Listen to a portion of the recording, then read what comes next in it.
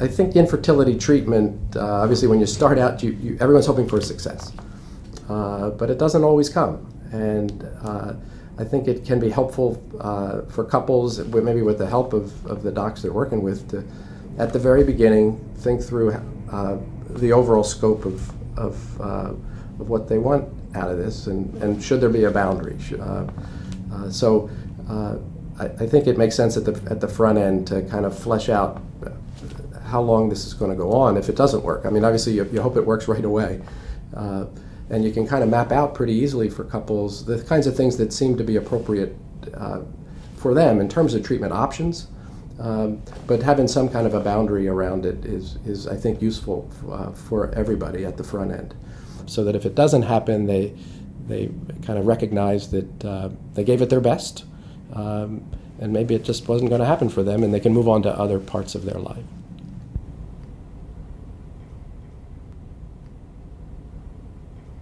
I think when couples are trying to figure out whether they should press on with further therapy, the therapy they've had so far hasn't worked, there's a couple of things that I think are important to put on the table. One is maybe their emotional ability to withstand further treatment. Sometimes there are sorts of treatment that they think will be too physically demanding or too emotionally demanding, and really should say, if that's what we have to do, maybe that's not for us. I also think that most people don't have infertility treatment coverage, so I would hate for couples to sort of drain their bank and mortgage their house, and just to keep going and going when if it doesn't work, they may find themselves in a very vulnerable place financially. So I think that has to be faced and factored into the decision. I think also there can be some types of treatments that couples find morally unacceptable for themselves, so kind of focusing on that. Well, we tried IVF with our own eggs, and that's not working, and it's not likely to. Is donor eggs a good option for us? It's a good option in terms of success rate, but if it is morally contrary to what they really believe is appropriate, then they probably shouldn't do it.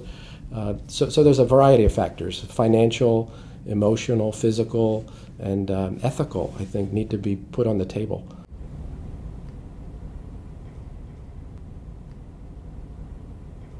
I think adoption as one of the options to build your family is sort of always on the table. When I sit down with couples, once we know what they're up against, that's always on my list. And it's always, in a way, the most effective option, right? Because for couples who focus on adoption these days, it almost always gets them the child. And I think that's a good option.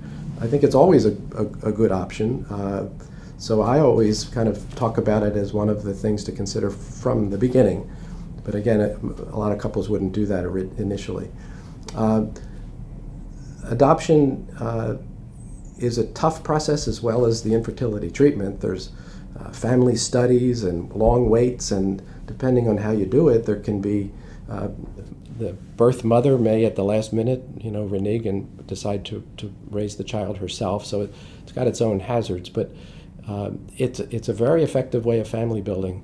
I think it serves an important need for a lot of couples, and is more readily available than people think. That's the other piece of this that kind of comes and goes over the years, but domestic adoption is now more common than people think and more available than they think.